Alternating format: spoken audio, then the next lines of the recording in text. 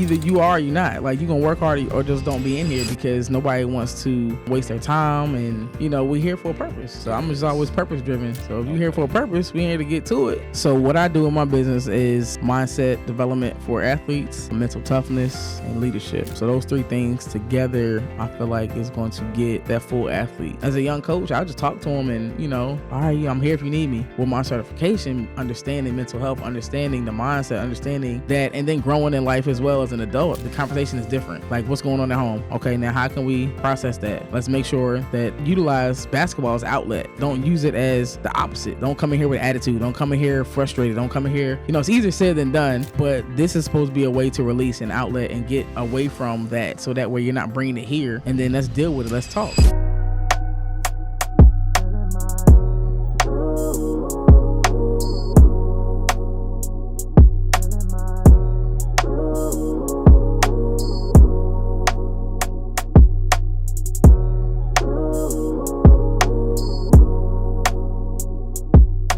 Hey, welcome back to another episode at the Building Billions podcast. Tonight, I'm sitting down with someone very special to me, someone who's been in the game for over a decade, not just in sports, but in mindset, leadership, and legacy. Coach Rashidita Thomas is the founder of Stats Global Sports, a platform that has been developing athletes not just for game day, but for life. Coach T has come all the way down from Virginia. I called her up and said, hey, Coach T, you got that sauce. Everybody needs to know about it. And she does something super duper special. A lot of people focus on the physical abilities of athletes. A lot of people do not focus on the mental health of the athlete. So I got Coach T with me. How you doing, Coach T? I'm good. How Welcome you? to Dallas. I'm great. Man, love to be here. Thanks for having me. Yes. And I'm excited. I'm excited as well. So tell me a little bit about Stats Global Sports. Is that right? Yes, Stats Global Sports. Yes. So Stats Global Sports is my heart. Is actually like who I am as a person, as a coach, all the way around. Just that's it speaks to who I am. And it was founded because I've been coaching for 14 years, and coaching, I've always been having to either teach the fundamentals, talk to the athlete, help them through different moments, all game, after the game, practices, just life in general. We're just talking. And I was realizing I'm having the same conversations over and over and over again. I couldn't figure out why. Mm-hmm. So it wasn't until maybe 7-8 years in the game, after I've grown and developed as a coach, where I'm like, yo, it's more mental than anything. Mm-hmm. I sat on the bench. In college, I played, but I was not a player. That makes sense. I was on the team, actually a walk-on, so that shows my skills. So I walked on to the college team. I didn't get a lot of playing time, but I'm a student of the game. So I learned so much that whole 4 years that I was on the bench, just watching, learning, and looking. And then I got out and I tapped in. I'm like, yo, this is a mental game. Because I'm sitting there like, if I can coach this game right now as a sophomore, I feel like I can go ahead and apply for a college position and get the job, because I've learned so much in the 2 years that I sat on the bench that I'm like, this is more mental than anything. You get the talent, you get some, role players, put them together, know how to bring it all together, work the sauce of the athlete and the mindset. Oh, you golden. So would you say there's a difference between a coach and what you do, your specialty? Because a coach also helps with the mental aspect, but I feel like they're more focused on the physical aspect of it. For sure. Did you see that gap when you came up? I didn't see it when I was coming up because I wasn't looking for it. So I didn't know what I was looking for. Okay. Now that I've been doing the mental side of it more, and I look back and reflected on how I was coaching, I was like, yo, and then all the coaches that I've been under and been around and just coaching in general, and I'm like, yo, okay. It's a difference for sure. It's definitely a difference. For me, I feel like I'm blessed and I'm in a sweet spot because I've had the 14 years of being inside, like just full coaching, to now, maybe about 2 years ago, becoming a certified mental health coach with Motivate the Game. Shout out Motivate the Game and Coach Brooks, certified mental health coach with him and his program, and then working under him and learning the cognitive side of building athletes. So I was like, yeah. Before I met him, I knew he was who I needed. You know how they say once you're walking in purpose and striving towards what you really want to be doing, then the people, your mentors will be given to you. That's how I met Coach Brooks, and I was like, okay, this is it right here. And for the last, I want to say 3 years, that's what I've been doing, is just focusing on that. It's crazy that you mentioned it. It's not really crazy, but everybody I speak to, everybody I bring up on this show, they always have a mentor. Yes. There's a mentor. Let the people know how important a mentor is, just with everything, right? Yes. The importance of a mentor is because, one, they have been where you want to go. Right. They have the knowledge and the skill set to help you go from where you're not to where you want to go, which is where they are. And they also guide you. They're there for guidance throughout the process. So you can ask questions, you can reach out, you can, verify, hey, am I doing this correctly, or what am I missing? And they're just there for support, which is the mental part of what you need when you're growing to become somebody who you're not. So they're able to help guide you to that next level. And for me, I've always been seeking mentors because I'm just I'm a natural student, natural learner, natural leader. Right. So I know the importance of learning from somebody. Exactly. But it's not, a lot of people don't really understand. I think now with social media and a lot of people doing mentorship programs, I think the word is being used very loosely now. Okay. Because you have a little bit of knowledge on something, I could be your mentor. No. But a true mentor is somebody who's been in the game, they have skin in the game. That's their bread and butter. They eat, sleep, and breathe what you're seeking from them. Their mentorship is natural. It's not packaged as a product. It's just natural mentor. Just taking the learning experience that they have, and they don't care to share it with you. Oh yeah. So I feel that. So let's rewind a little bit. I know right now you this big deal, but let's kind of go back. Let's kind of go back to like early childhood. So were you raised in Virginia? Yes, I was raised in Virginia. Actually born in Philadelphia, started school there. Actually went to Catholic school. I was up until about second grade, and I moved to Virginia. Danville, Virginia to be exact. Nobody knows where it is. But you may hear about it more now in the future because of, we just got a Caesars Casino. So dope. They just built that. It's open and running. So I was raised there, and it took me a while to adapt. Single parent home, came with both parents, and then it became a single parent thing, which a lot of people don't like to talk about those types of your story. Not a bad reason that my parents weren't together, but hey, it's just one of those things. And what I can remember is the house that we lived in was literally walking distance to my school, and it's elementary school, and there was a rec center right beside it. And I just remember leaving, and I always wanted to stay after school and shoot. And once everybody left, just trying to shoot in the gym. First of all, just trying to shoot in the gym. I just needed a gym because my court was too far from home, and I didn't have one in the backyard. Well, I didn't have the flat surface, so I'd rather have a flat surface. And then wound up going over to the rec center. The janitor actually walked me to the rec center, and he said, "Hey, you should be playing basketball." He walked me over there, and I don't know if they were having tryouts, had a game. I don't know what was going on. And he was like, "Well, we need to contact your mom." And from there, it was history. I'm fourth grade, maybe fifth grade. Started playing, and I've been playing ever since. And that is how I was able to survive Danville growing up there, because every year, as a child, when can we move back to Philly? Can we move back to Philly? Can I go yet? Can we go yet? Why are we still here in Danville? Because it's nothing. It was nothing there. Nothing to do, right? Nothing. Right, so basketball, it helped me survive. It helped me find purpose. It helped me meet new people, travel.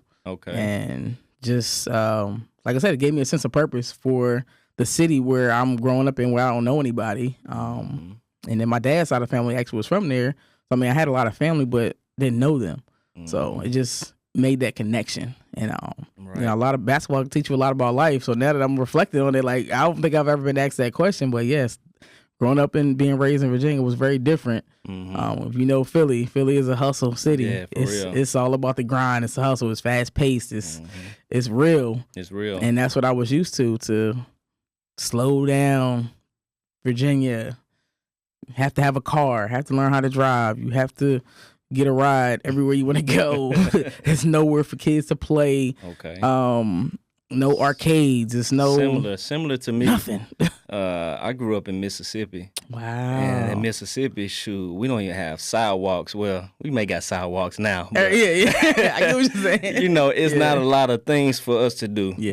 It's not we don't have a lot of rec centers. We don't have a lot of resources. I want to say it's one of the poorest states in the country. You know, wow. yeah. Wow. So I kind of, I relate with you on that as well. Oh yeah. So did you play basketball in high school? Yes. Play high school basketball. I actually made the team as a 8th grader. So I made the JV team as an 8th grader, which is not usual. Where now it is, because that's a thing that you want, especially for girls basketball. But when I did it, it wasn't a thing. It was more of we were the group of us that I told you we wound up playing in City League, Rec League, and all that. We wound up playing AAU together, and we were together so long and so good that everybody was like, "Oh, y'all need to be." So I think it was like maybe 6 or 7 of us tried out 8th graders on the JV team, and we made the team, and I've been playing ever since. Okay. And I'm not gonna say I had a Michael Jordan story, but my senior year I got cut. Dang. Varsity, it's senior year going into high school, I got cut. Okay. Tryouts before school starts and everything. We having tryouts and everything like that. Get cut from the team. Devastating. I was like, well, what do I do now, man? You get cut as a junior, you can bounce back, figure some things out. You get cut as a sophomore, you have time to, figure it out. Senior, it's like, listen, I've been playing since 5th grade for this moment of having a senior year to be able to, because I hadn't been recruited by any colleges. I haven't, been speaking to anybody. That wasn't a thing in the early 2000s. Like nobody knew anything about that. Had I known, I would have been ahead of the game, but nothing. I got cut. And I'm like, what do I do now? And then like all your friends that you kind of came up with, you kind of separated from them now. Yep. What did that do to you, like mentally?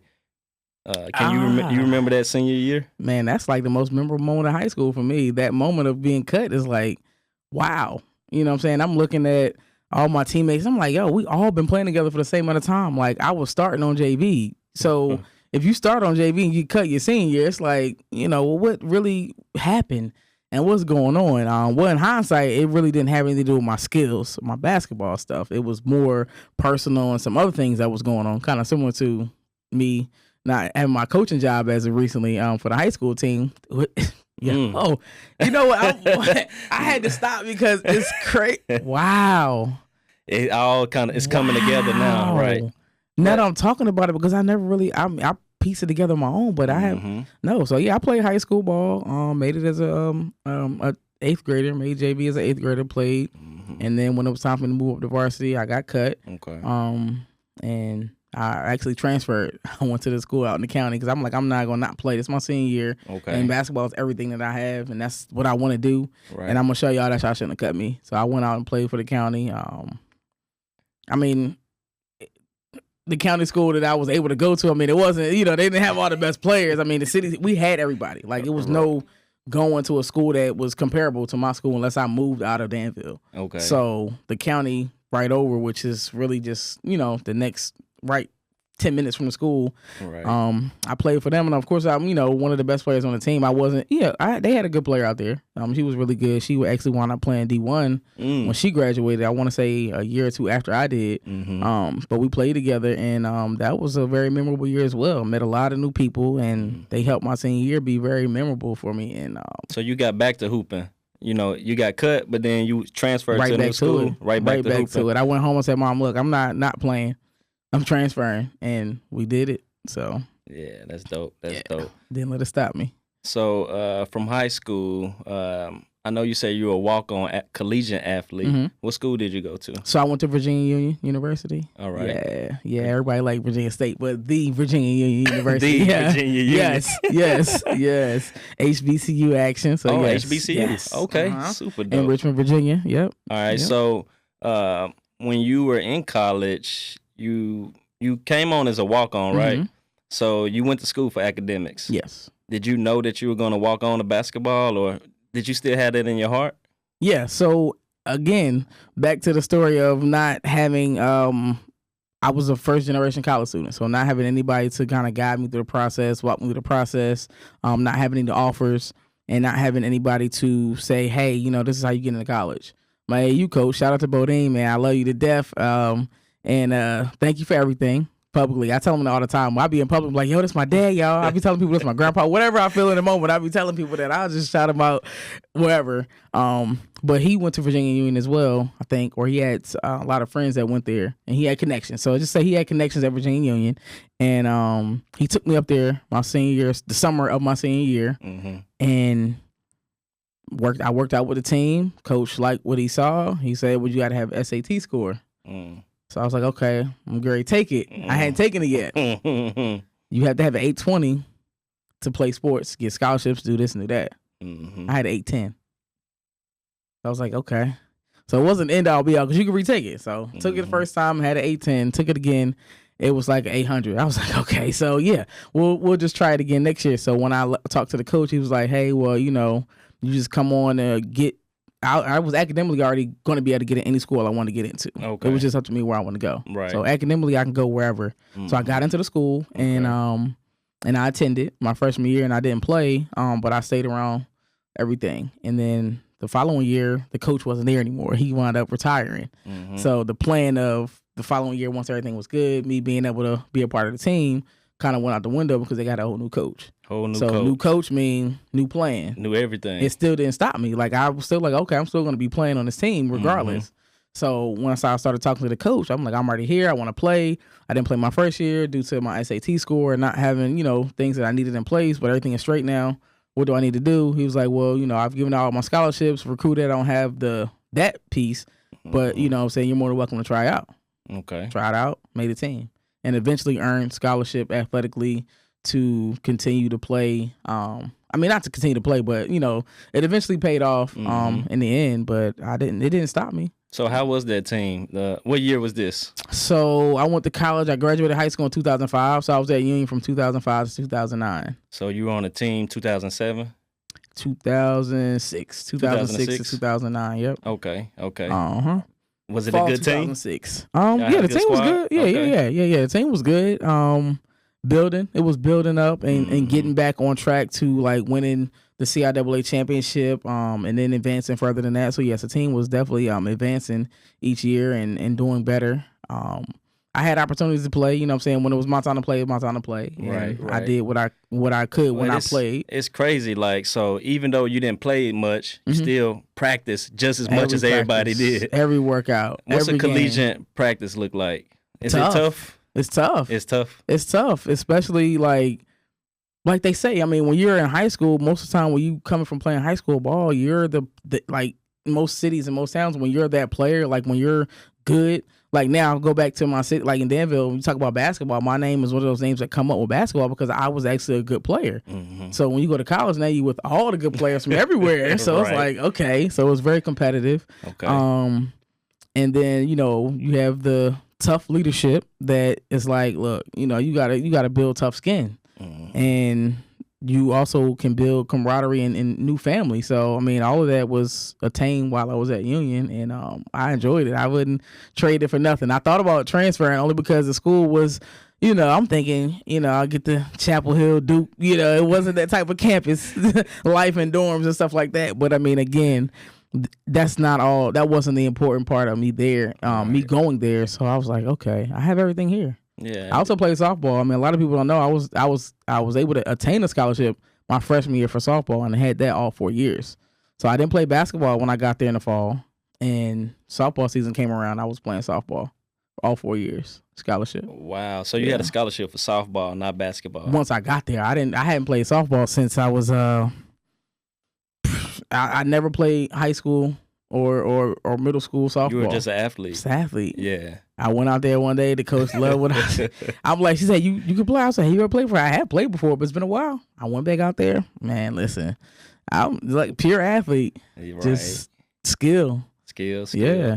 So, so you played softball and basketball same year. So no breaks. Nope. Pretty much your whole collegiate was just working out, training. Yeah.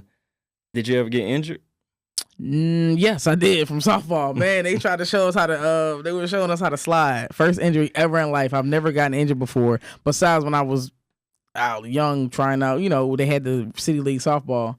Sun was up in my eyes. Had the glove up and the ball clearly whatever that hit me in the eye. So that was one of them things. That's why I stopped playing softball, because I was like, oh yeah, no. So I played out the season, and then after that, I'm like, basketball just kind of took over. Right. But yeah, my injury when they were teaching us how to slide, I don't know. I think I was going from first to second, and they were showing us how to slide. And apparently, you're supposed to slide with your left foot back and your right foot out. Okay. But I slid the opposite direction. I slid left foot out, right foot back, and I guess my foot hit the base, and it was bad. It was like the worst sprain before a break. Ooh, and the ankle? Ankle. Yeah, it was ankle. So they were telling me that the trainer said that it would have been better to break it than to have this sprain. So now, 2009 is this 2025. So, well, not 2009. It's probably happened in I want to say it was 2008, right before my junior year it happened. And then, did that mess you up with basketball at all? No, I was good by basketball. Okay. I was good by basketball. But you were out for the whole season on softball because of that injury? I was out until I could walk. So I didn't really miss too many games because they really needed me. The team didn't have that many players, and they really needed me. And then it got to the point where the position I was playing, I think I was actually backup pitcher. Never pitched before. This is an athlete now. Right. Backup pitcher, and I was playing first base before I got injured. And I was in two prominent positions because the pitcher was like, she was really good, but she would need breaks because, the team was still building. So once you pitch a certain amount of pitches, your arm would get tired, and we playing a couple games a week. So I was the backup pitcher. So I got to the point where I would have to, I was standing out there on an injured ankle just playing through it. And yeah, I'm talking about to the point where I'm running the first base, but I'm not running. I'm like one of them hop, skip, move fast type. That's how bad, what I'm saying, I had to play. And I was like, man. So once the season was over, I just rested the summer, and it just had to heal on its own. It was one of those things where I didn't have to do like any physical therapy or nothing like that. It was just more like it had to heal on its own. They didn't have everything how they do now, the red light therapy, the cryo bath. Man, I might need to go ahead and go do my ankle starting to give me some trouble now. I don't know what's going on. That scar tissue done built up. Now it's getting stiff on you. Man, listen, I'm out there. I'm like, what's going on? I'm like, no. So yeah, it's just a little it slowed me down for a moment. I think when it first happened, I don't know. I couldn't even go to the bathroom by myself, because I could not walk. I've never been injured, so I'm just like, "What? How's this? That ankle ain't nothing to play with. What is this?" So yeah, that was an adjustment. But I didn't stop basketball at all. I was ready to come back through. I was rolling and just kept on going. What's one of the most memorable things that you remember being a collegiate athlete? You got that one moment in the game. Let's talk about in the game. My most memorable moment in the game was when I could have won a game for us, but we didn't. Okay. I was able to get in the game. I don't know if it was tie game, what was going on, but I was in the game playing, and I just know it was a wide open layup. These things that I practice. You practice these things. Oh yeah, it's good. I'm ready for my moment. They look, again, not playing that much. I'm like, yo, when I get my moment, I'm gonna be ready for the team, not for me to be like, oh yeah, this is why you've been playing me. But no, I'm gonna be ready for the team. Get in there, fast break. I'm open, blow the layup, but I get fouled. I'm like, okay, oh yeah, this is what I've been doing. I've been practicing these free throws. Like this my bread and butter right here. Like being that shooter or the point guard. Nah, not getting the most rebounds. No, but these free throws. Yeah. I got this. I missed both of them. I said, yeah. Were y'all down by 2, down by 1? I'm trying to remember vividly because I was just telling this to somebody else recently, and I don't know if it would have won the game or tied the game up. But either way, it was a moment where. Yeah, I went in the locker room, and I think that was the first time I ever got emotional for a game. I was going to ask you, so what's the aftermath of blowing a game, being a college student, getting to that locker room? Do your teammates support you, or what does that look like? They actually did. They actually did. Now, for me, because I'm more academic than athletic. I'm naturally talented with sports, right? But I'm more academic, so I'm very smart. I'm very aware, very, very observant, especially being the only child growing up, right? Mm-hmm. So I'm very observant of body language, words, actions, things like that. So everybody's, oh, that's all good. You all right? It's all right. You all right? We all done been, missed a shot or, they've all had moments, which they have, saying in a few years that we've been playing. Get in the locker room, same thing. First time I ever cried or anything for a game. Like, I normally don't cry for losses, nothing like that, because I'm like, yo, so many things we could have done right, should have done right, that didn't happen, that I'm like, okay. So I was actually, very upset. Like, yo, I think I was more upset at myself than the fact that I let the team down and missed the shots. Right. But I'm like, yo, so everybody was like, oh yeah, nah, you good, it's all good. You know what I'm saying? So the team was very supportive. That's what's up. But for me in that moment as a college student, I'm like, are y'all saying that because I don't play that much and I miss, so it really don't matter? Or are you saying that because it really doesn't, like, it's really okay? So that's what I had questioned then. Now it doesn't matter. Now you see because that. I mean, they, you know, like you asked, were they supportive or not? And they were very supportive. But in that moment, not in that moment. In that moment, I'm like, oh, this is crazy. Like, this is good. Like, you know what I'm saying? But in hindsight, a little bit, I'm like, I wonder, you know, it was always I wonders. I wonder, was it because they, you know, because you didn't play much, because I didn't play much and I really wasn't like an important piece of the team, or was it because, you know, they're really trying to be supportive? Yeah, so probably a little bit of both. Yeah. Some people, you know, felt some type of way. Probably the best player was mad, probably. Yeah.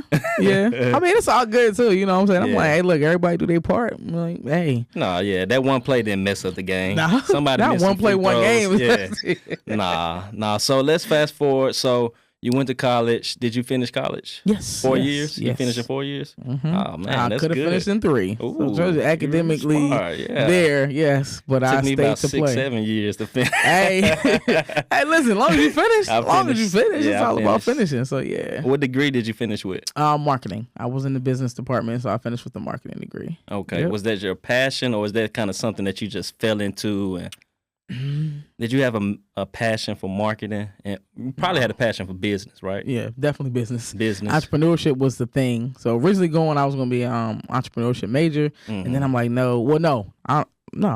I was a biology major because I was going to be a doctor. I was going to be a pediatrician and take the entrepreneurship route with that. Come out as a pediatrician because I love kids, love working with kids, so do that. And then I knew financially that was a good career to be in. So I was going to be kids, and I can have my own office. So having my own office or practice, which makes me an entrepreneur. I was like, I can satisfy 2 things at once, make decent money, not have to really worry about too much fluctuation. Took a summer bridge program. Binder was this big for a month. I'm like, first week on campus, I'm like, all right, so now this the real. This ain't summer. This not trying to get us to come. What is this really? She's like, listen, I don't know. Ain't you trying to play sports and this and she's like, this not going.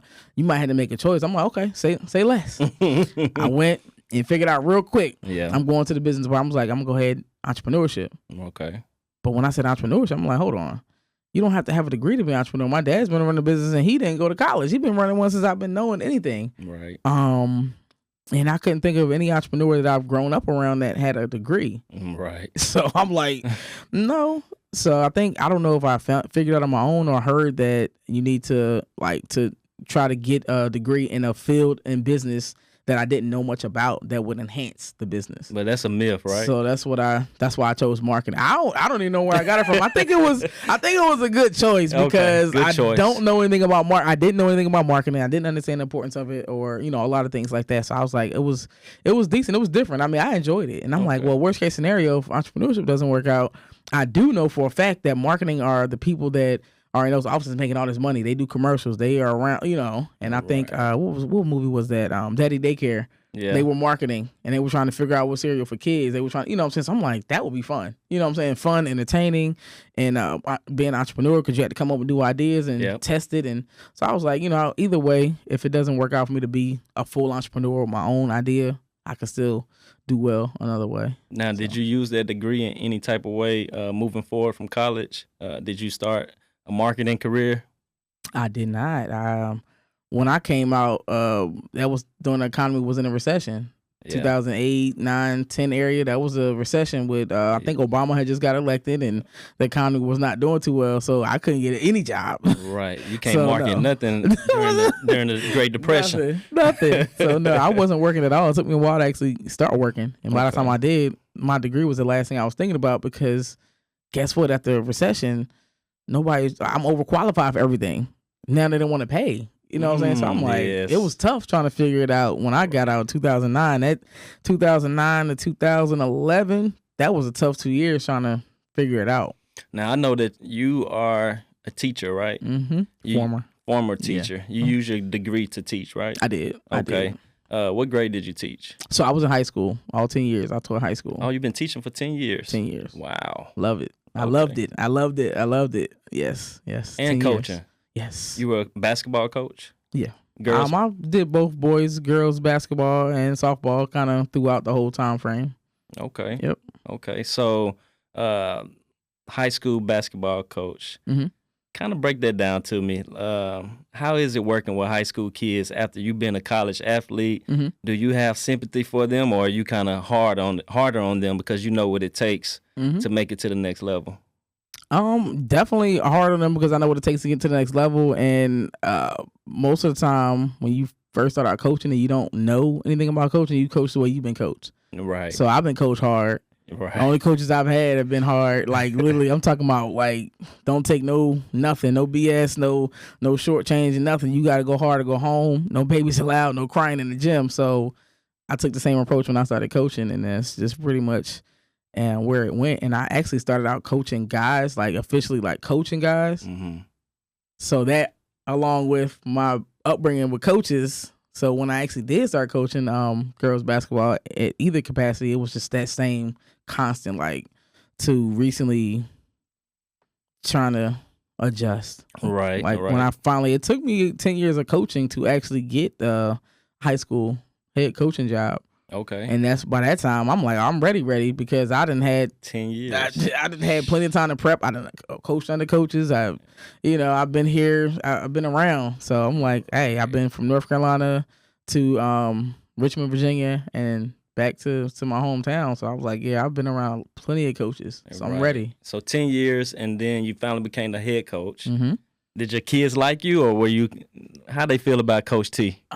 They did. They did. I mean, it was good. I mean, any team I've coached, everybody like I'm good, but they know. I mean, they're gonna get. I'm like I'm like sour candy. Like any sour candy you get for the majority of the time, it's sour first and then it's sweet. Mm-hmm. So it's like I don't know, you know what I'm saying? But then once you get past that, it's like, oh yeah, we good. Good. So that's pretty much how I coach. Like I'm automatically coming in like, yo, either you are or you're not. Like you gonna work hard or just don't be in here because nobody wants to waste their time, and we're here for a purpose. So I'm just always purpose driven. So if you're here for a purpose, we're here to get to it. Right. You told me you wanted to be a college athlete. You told me your goal is to go to the NBA. Right. You told me basketball is your sport. My job is to make sure your dream comes true. And what does that look like? It's not gonna be easy, so that's what we're here for. So I want to ask you this because my son plays basketball. What's the biggest downfall do you see happening right now in youth athletics, especially basketball? Like, are they over practicing too much? What's going on? Question. What's going on in today's world of basketball? I'm trying to separate coaching from the mental side, like you said. I mean, I wouldn't say it's over practicing. I would say it's lack of education on the parent side. Okay. Or it's lack of education on what it takes and not really doing the full research to get that from, like what it really takes to get them where they need to go. Mm-hmm. And then misunderstanding what they're seeing. You're seeing the end result of Asia Wilson and, Flage and everybody else, LeBron. You're seeing the aftermath, the end results, but you're not seeing what it takes to get to where they got to. Mm-hmm. So you have to put all that together, and then you have like a water down with coaching. You have people that are coaching that shouldn't be. So I mean, it's a lot of different pieces that come into the play, right. And then for the athlete side of things, it's the instant gratification. Mm-hmm. It's simply that, like they feel like, and they're highlight based. So instant gratification, like, yo, they think they're going to be instantly ready to go. And like, yeah, once I learn how to shoot, I'm going to make every shot. And, if I don't make the shot, then I'm mad and I'm done playing. And then, like you said, it's just they're not trusting the process. It's not trusting the process. Not understanding that it's a oven process, not a microwave process. Mm-hmm. And I think YouTube and social media kind of plays a big part of the instant gratification. Mm-hmm. Yeah. If you're using it the wrong way, I feel like it could benefit you if you like really like what position, like what are you trying to do? Like who is your player? Like go down a rabbit hole with finding out what Kobe was doing. Like look at as many videos on Kobe as you can find and see, you might find a couple of those videos that are hidden in the search on YouTube where he was working out and shooting outside. No, they watching the highlight reels. They watching the highlight reels. They only want to watch the most. Oh, Kobe. top 10 Kobe shots, top 10 dunks, top 10, crossover, top 10, all the great moments. Like, look at, I don't know if anybody's made the highlights of the moments that are not so great with Kobe, but still, I mean, they're there. Like, you can watch those games back and see how many bad games he had and different things like that. So I feel like the athlete it's all about education for me. I feel like it's more the education and then the mindset. Like, you have to know that no coach is just going to be like, hey, okay, no who you're training, coach, trainer, not going to be like, all right, let's do this. Give me a down and back. Give me 10 shots. Shoot 5 free throws. You see, I'm talking real calm, chill, and mellow. That's not going to happen. I don't think that works in nobody's life where somebody like, hey, your mom said, hey, go clean your room up for the day. Maybe, what I'm saying, maybe if they not, they're in a good mood, it's okay for the day, but by later on the day you hadn't cleaned your room, was not, hey, remember I said go clean your room. That's not happening. Right. Go clean your room. Didn't I? You know what I'm saying? So it's the same with coaching. Like, how you give it? It's just the emotion behind. Right. You have to Emotion. understand how to interpret, Yes. and see past what you feel like is being, or somebody's yelling at you. And I don't know. It's just, I'm not gonna say they're getting soft. It's just I think it's just a big piece that's missing. Okay. You know what I'm saying? I think it's a big piece that's missing for that development as an athlete. Like, that whole process of development, it's a part missing from, like I said, seeing social media where they just looking at on social media like everything is good. Like, even for the kids shows, A for Adley and all those things, they're seeing all the good things. Right. Not how many times that kid's getting in trouble and, they looking at all these challenges. Home crying or none of that stuff. Right. What's going on in school? If they're even in school, maybe they have to do homeschool and they have to get up at 5 a.m. Right. And go to 5 to 7 or 5 to 9 in the morning, and then from 9 to the rest of the day or whatever. Now they're shooting videos. You know what I'm saying? Or maybe they're shooting video. Who knows what that looks like? They could not be excited, but then they have to just turn on their acting and just, oh yeah, let's go in. Of course, you'd be excited if you get to throw stuff at a wall and spill food and do things like that, but you don't know what the process looks like. So right. And just speaking to you before, I know that you recently quit teaching, and now you kind of full entrepreneur in your business. Break down to me exactly, what do you do in your business? So what I do in my business is mindset development for athletes, mental toughness, and leadership. So those 3 things together, I feel like is going to get that full athlete, because you still would need a basketball trainer, because working with me is pretty much focused on getting mentally stronger in the game. Like, let's get you strong. Let's make sure that you don't break down in clutch situations when it's pressure. When you're having a bad game, when you are, not getting as much playing time as you used to because your playing time is fluctuating. You get a new coach and they don't really know everything that's going on. You play for a new AAU team, or, different things like that. So, that's what. Do you do this like virtually, or your clients? I'm assuming they're the kids, right? Your clients are the kids. So are you talking to them before the game and after the game? Is it virtual, in person? You at the game? How does that look? So right now, by basketball being in the off season, the 2 athletes, I don't even call them clients too. I think if I'm talking to adults, I'll be like, maybe I might say clients, because me coaching up, they're not understanding what I'm really doing now. So the athletes that I'm working with now, we are 2 days online, 1 day in the gym. Okay. And that's just the pilot program that I'm working on right now. So when we're online, we're just talking. We're talking through, I'm getting to feel of them and how, how they're assessing things. I ask them about their game, what they want to learn, what's their ultimate goals. How are you, recent things that they've been playing AAU, how did your game go? So I think my female athlete has had a few summer league games with her high school team because she's an incoming freshman. So now we're talking about that transition from middle school to high school. That's not the same. From AAU, playing on a tough AAU team, to now high school ball, those are not the same thing. So mentally, those are transitions that if you don't have anybody working with you, talking to you through that understands basketball, not just somebody to help mentally, but somebody that understands the game. Right. So we talk through all of those things, set goals, and then when we're in the gym, we work on the weaknesses that they have. Okay. And then we work through those pressure situations. I just put them in pressure situations and see how they handle them, and then we talk about it. Okay. Like we're breaking down, like I'm not Coach T, like, oh yeah, get down and make the shot. We're going to, what I'm saying? But it's more like, okay, let's think while we're doing this. Let's process. How are we processing? What's next?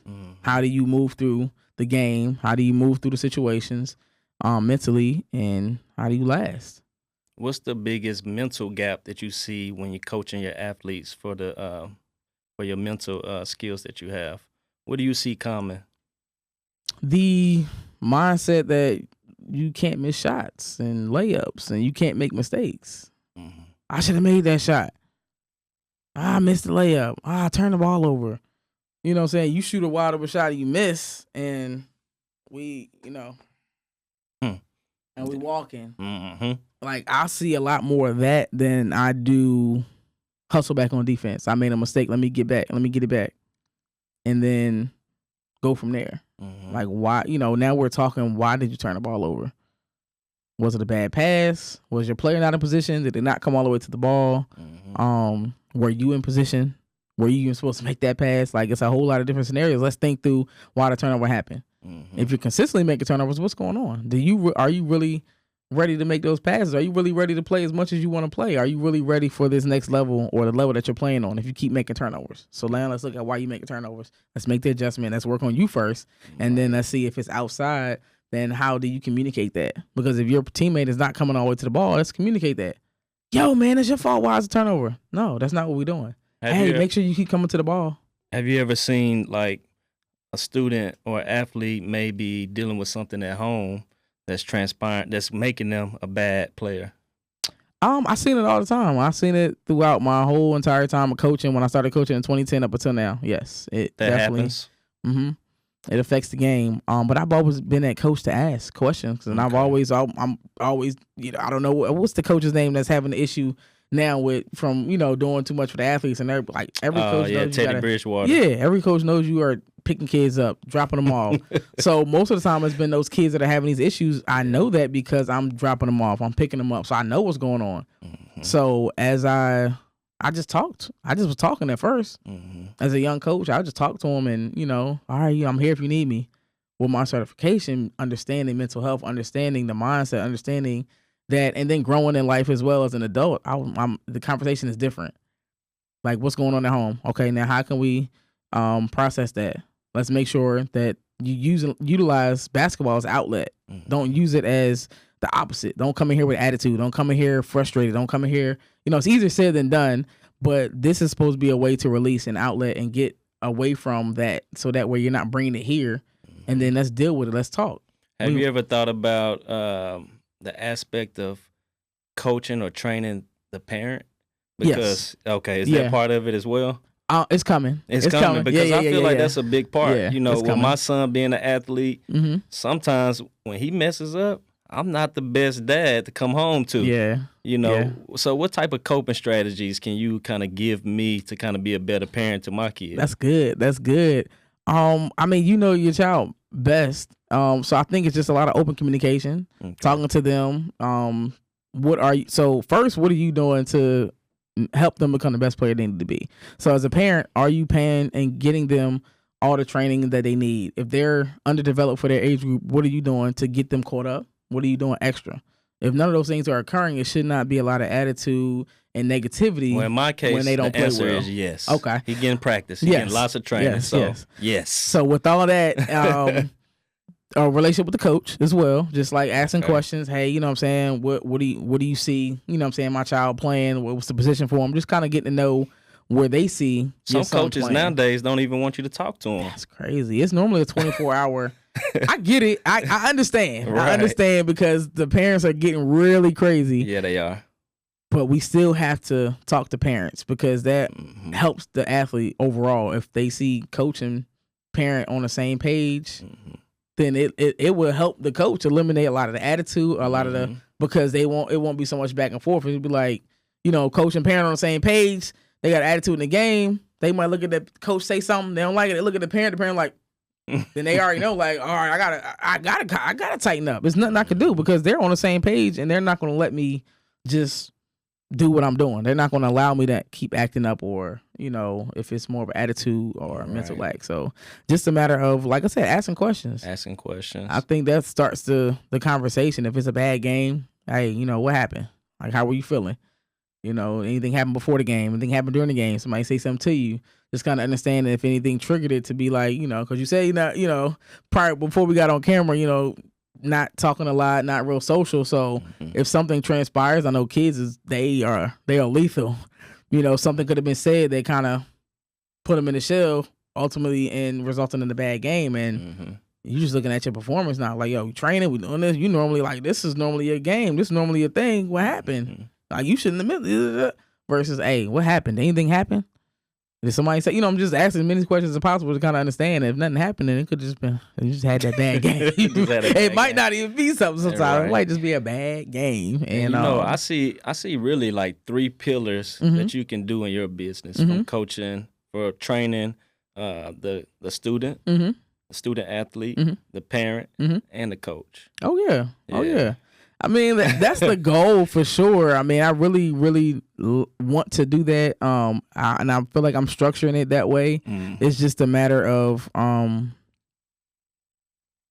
putting it out there.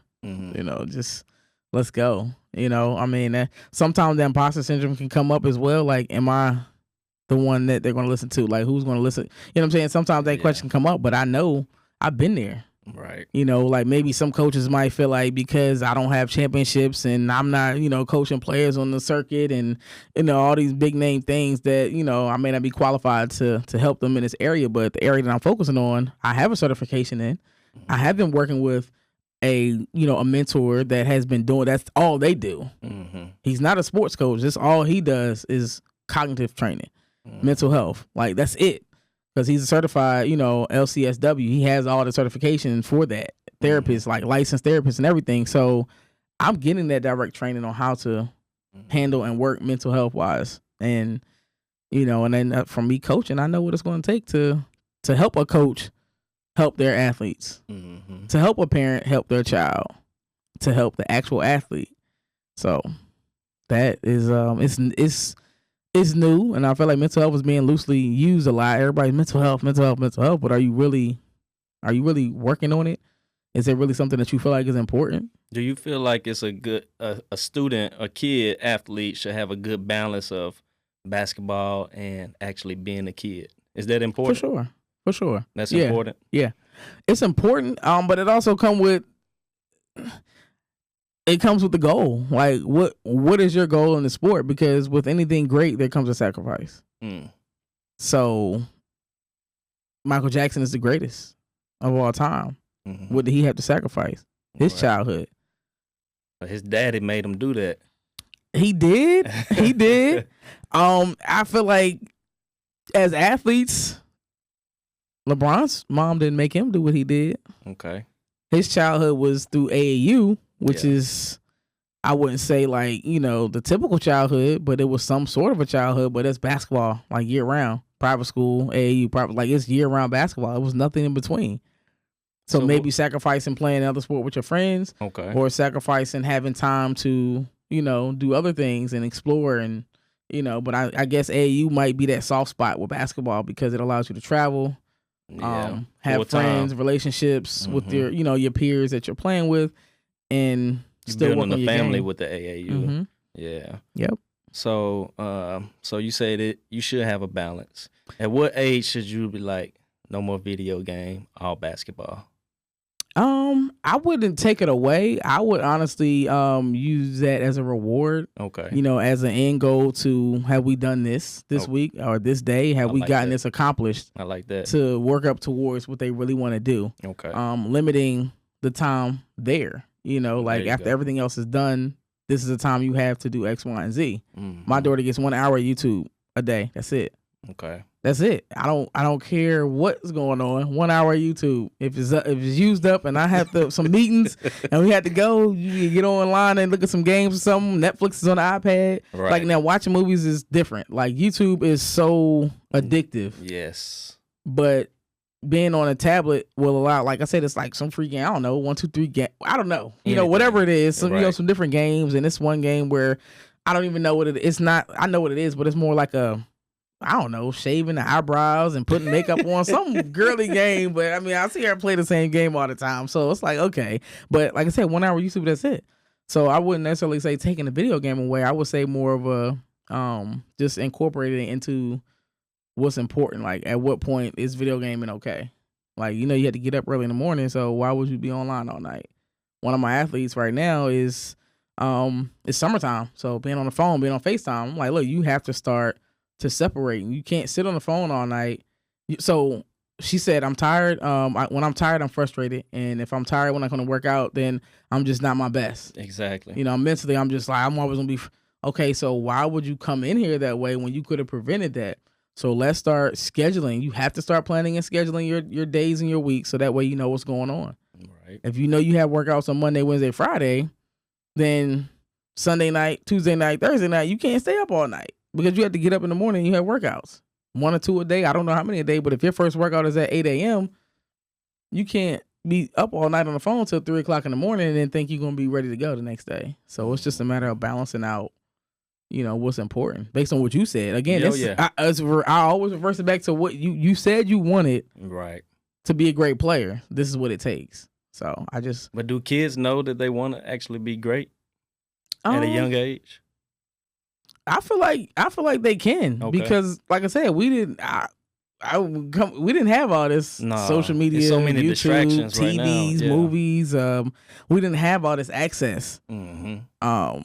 The AAU was not what it was. Mm-mm. We didn't, you wouldn't have that many NBA, WNBA players, celebrities showing up to AAU tournaments and different things like that. So knowing that you want to be that, it was really like, oh yeah, I want to be the next LeBron. I mean, Michael Jordan, for us, Michael Jackson, I'm not going to say the other guy because that wouldn't be good right now. Some of the other people that haven't done well lately in the news. But, you know what I'm saying? Like, these were different names that were brought up. So it's like, now it's so many different people. Like, oh yeah, I'm definitely going to be, because they did. I think it was his name, Kai Cenat. I don't even know if I pronounce his name right, but I mean, as a YouTuber, it's entertaining. Mm-hmm. So yeah, I'm going to be.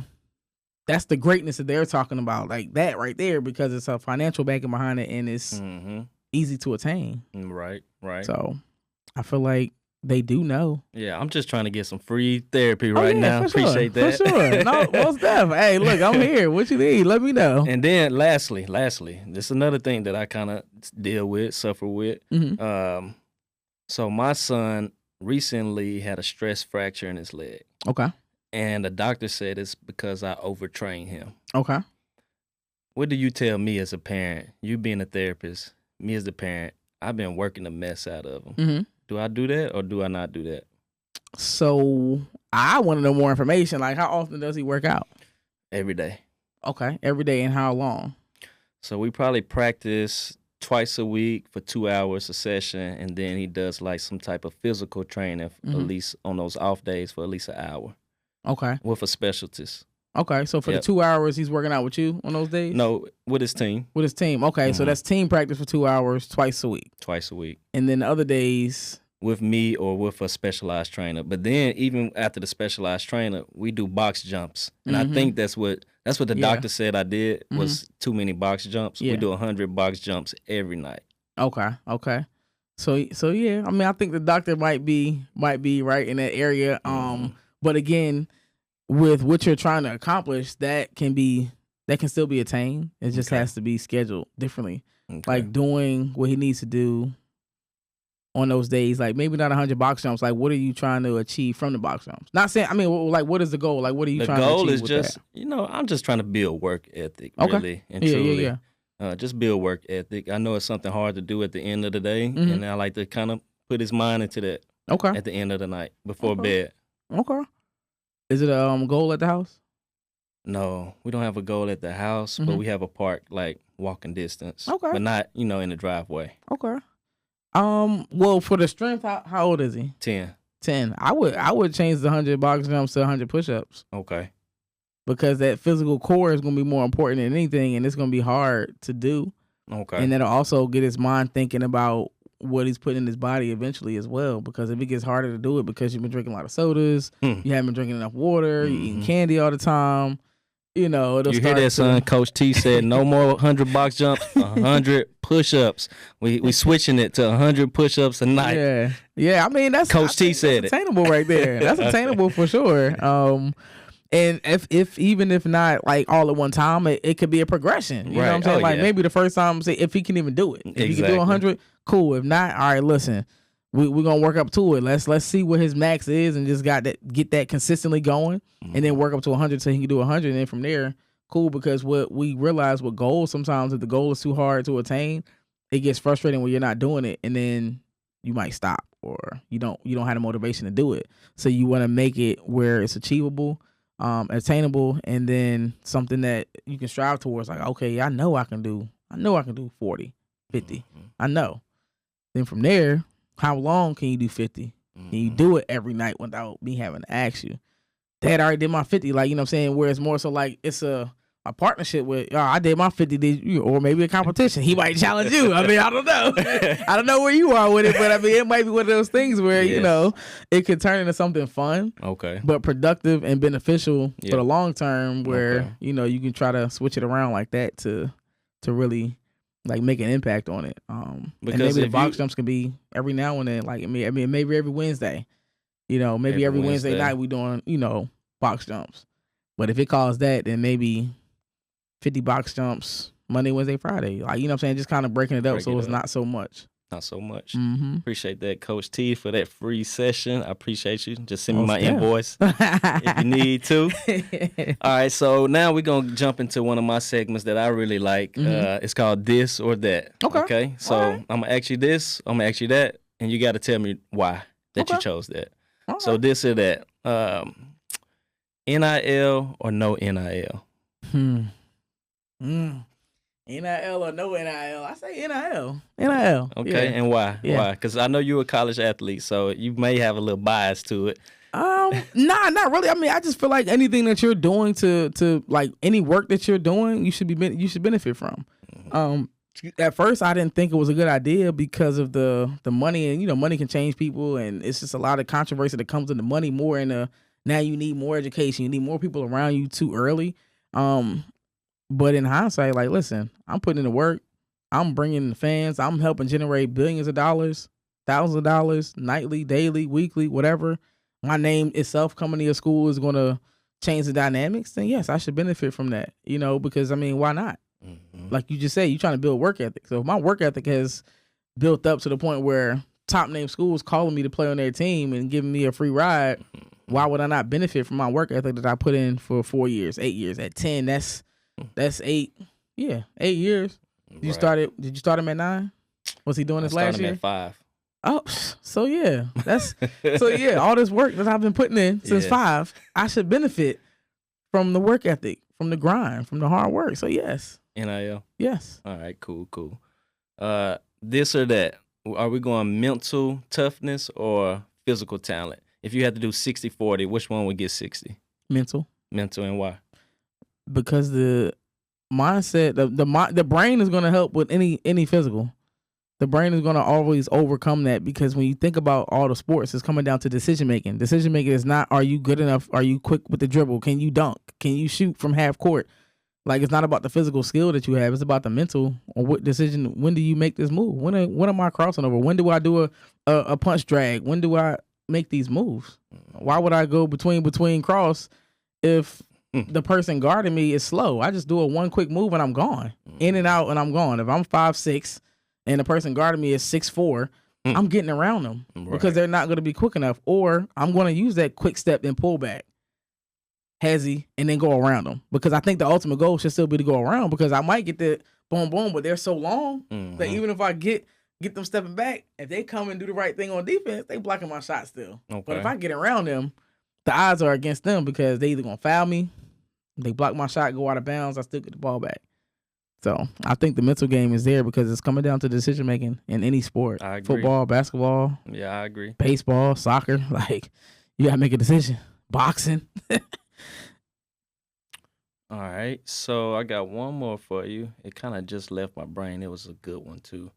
What was it? What was it?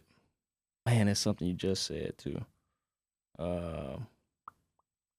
Okay. This or that, being a leader or being a good role player? The O's are kind of equal for me, but I would say leader because the leader, being a leader, you can place your players as role players if they're needed. As a role player, you really won't have much say and control over anything, but as a leader, it's like, okay, yeah, the coach can count on me. My teammates can count on me. And I can help. I can guide, and that skill of leadership will help beyond the game. That brings me to my next this or that. Offense or defense, which one is more important to work on? Defense. Defense, and why? Because if it's a scoring match, it's going to come down to who can stop the other team from scoring to then go to offense and actually score. So if you cannot stop them from scoring, then you're going to always have a boom, we going every other bucket, or they're going to outscore you because you're having an off night and you're going to lose because you're not stopping them from scoring. So ultimately, the team that stops the other team from scoring the most points and then you still score, you're going to win. No, I believe that too. Defense wins championships. Yes, most definitely. Cool. So, man, I really appreciate you for coming on, displaying your credibility. Yes. I think you're very, very credible into what you're doing based on your experience, your childhood, your collegiate days, even to getting a certification nowadays, even to having clients, what I would say, but athletes that you help, and just having a success overall. Where can people find you? What type of product do you have?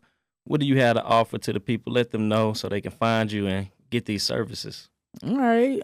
Well, I am on social media at Stats Global Sports. I am a host of a podcast, so you'll see Stats Global Podcast as well.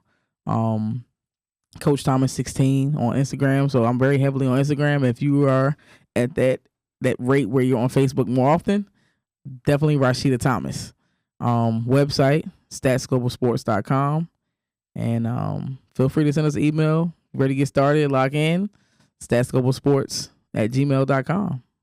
There we go. And see, Coach T, she's just not out here training athletes. She's shaping the leaders from the inside out. And what we share today goes beyond sports. But we're not done yet. I'm going to have to bring Coach T back up for this. We're going to take this conversation to a real demonstration. So if you like this episode, just stay tuned for the next episode. I'm not sure when it'll be dropping, but we're going to have to bring Coach T back up, give a real live demonstration on her skills and which she can kind of, break through those barriers. I'm going to have a special guest up here, and we're going to get to it. So thank you for hopping in. Stay tuned for the next episode. Make sure you hit that button, subscribe, like, share this with somebody that you want to see win, and we out.